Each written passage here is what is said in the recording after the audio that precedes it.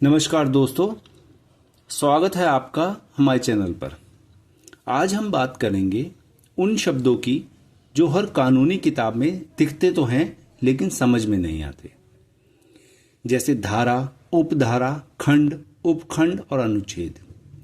आखिर इनका मतलब क्या होता है? चलिए जानते हैं आसान भाषा में। शुरू करते हैं वीडियो। धारा, उपधारा, खंड, उपखंड, अनुच्छेद में क्या अंतर है? भारतीय कानूनी प्रणाली और संविधान में विभिन्न संरचनात्मक इकाइयों का उपयोग किया जाता है। इन इकाइयों को समझना कानून को सही तरीके से पढ़ने और लागू करने के लिए अत्यंत आवश्यक है। आइए इन महत्वपूर्ण कानूनी शब्दों के बीच के अंतर को विस्तार से समझें।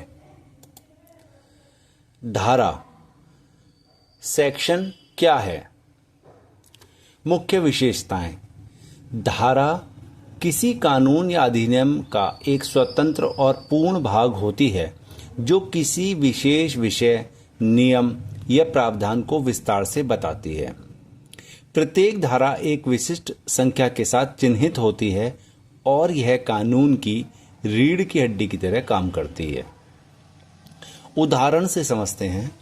भारतीय न्याय संहिता BNS 2023 की धारा 103 हत्या के लिए सजा निर्धारित करती है।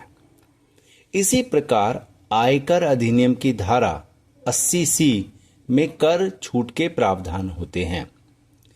धाराएं आमतौर पर साधारण अधिनियमों और कानूनों में पाई जाती है, जैसे BNS, BENSS, income tax act आदि। उपधारा, जिसको हम इंग्लिश में सब सेक्शन कहते हैं, क्या है? परिभाषा। उपधारा किसी धारा के भीतर का एक छोटा विभाजन है जो उस मुख्य धारा के किसी विशेष पहलू या स्थिति को अलग से स्पष्ट करता है। अंकन पद्धति। उपधाराओं को संख्याओं में कोष्ठक में लिखा जाता है, जैसे 1 ये कोष्ठक लगा हुआ है, 2, 3 आदि। उदाहरण के लिए धारा 32 उपधारा 1। उपयोग। जब किसी धारा में एक से अधिक स्थितियां, शर्तें या प्रावधान हो तो उन्हें अलग उपधाराओं में विभाजित किया जाता है। खंड, इंग्लिश में क्लॉज, क्या हैं? खंड की विशेषताएं। खंड अनुच्छेद या उपधारा के अंदर के छोटे छोटे हिस्से होते हैं जिन्हें अलग अलग बिंदुओं के रूप में व्यक्त किया जाता है। ये आमतौर पर छोटे अक्षरों जैसे small a, small b, small c या रोमन अंकों में 1, 2, 3 में लिखे जाते हैं। संविधान में उदाहरण। अनुच्छेद 39 में खंड a सभी नागरिकों को आजीविका के पर्याप्त साधन का अधिकार है। अनुच्छेद 39 में खंड ब यानी बी समुदाय के भौतिक संसाधनों का न्याय संगत वितरण है। अनुच्छेद 39 में खंड सी धन के संकेंद्रण को रोकना है। अब आते हैं हम उपखंड यानी सब क्लॉज। उपखंड क्या है? खंड मुख्य विभाजन जैसे ABC। उपखंड खंड के अंदर और भी सूक्ष्म विभाजन, विस्तृत विवरण, अत्यधिक विस्तृत और जटिल प्रावधान।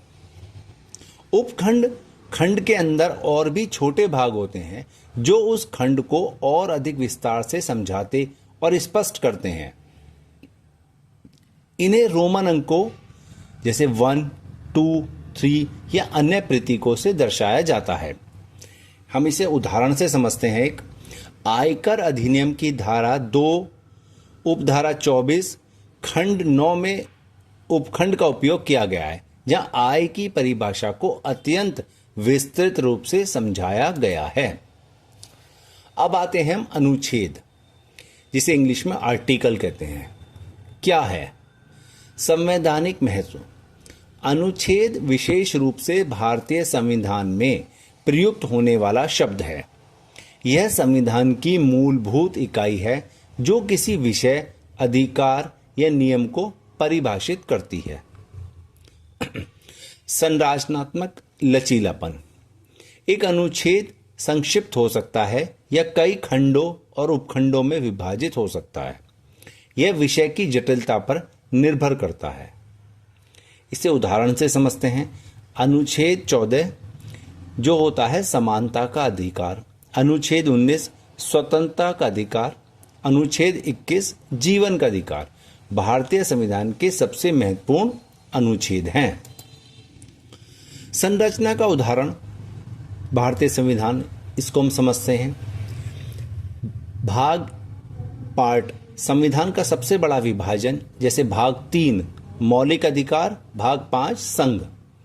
अध्याय भाग के अंदर का विभाजन, जैसे अध्याय 1 कार्यपालिका। अनुच्छेद अध्याय में विशिष्ट प्रावधान, जैसे अनुच्छेद 54 राष्ट्रपति का चुनाव। खंड अनुच्छेद के भीतर बिंदु, जैसे ए बी सी। उपखंड खंड के अंदर विस्तृत विवरण, जैसे 1 2 3 जो रोमन में लिखे होते हैं। यह पदानुक्रम संविधान को व्यवस्थित और सुपाठ्य बनाता है। उदाहरण के लिए भाग 5 अध्याय 1 अनुच्छेद 54 खंड ए बी उपखंड 1 2। यह संरचना हमें सटीक प्रावधान तक पहुंचने में मदद करती है। ये विभाजन क्यों जरूरी है? सरलता और स्पष्टता। बड़े और जटिल कानूनों को छोटे छोटे भागों में विभाजित करने से उन्हें समझना, पढ़ना और याद रखना आसान हो जाता है। सटीक संदर्भ। वकील, न्यायाधीश और कानून के छात्र किसी विशिष्ट प्रावधान का हवाला देने के लिए धारा, उपधारा और खंड संख्या का उपयोग करते हैं। व्यवस्थित कार्यान्वयन। नियमों को व्यवस्थित और स्पष्ट बनाना कानून के सही और न्यायसंगत कार्यान्वयन के लिए अत्यंत महत्वपूर्ण है। कानूनी संरचना का स्पष्ट विभाजन न्याय की नींव है। यह सुनिश्चित करता है कि हर नागरिक अपने अधिकारों और कर्तव्यों को समझ सके। सामान्य उदाहरण लेते हैं, जैसे आयकर अधिनियम। आयकर अधिनियम 1961 भारत के सबसे जटिल और व्यापक कानूनों में से एक है। इसमें धारा, उपधारा, खंड और उपखंड की संरचना का व्यापक उपयोग किया गया है। जैसे चैप्टर 1 अध्याय 1, जैसे अध्याय 4 आय की गणना, जिसमें कई धाराएं शामिल हैं। धारा सेक्शन, जैसे 80C निवेश पर कटौती, धारा 10 छूट प्राप्त है। उपधारा, जैसे धारा 80C की उपधारा 1, 80C की धारा उपधारा 2 जो विभिन्न शर्तों को बताते हैं। खंड, जैसे धारा 10 उपखंड 10 खंड ए बी सी विभिन्न प्रकार की छूट को बताती है।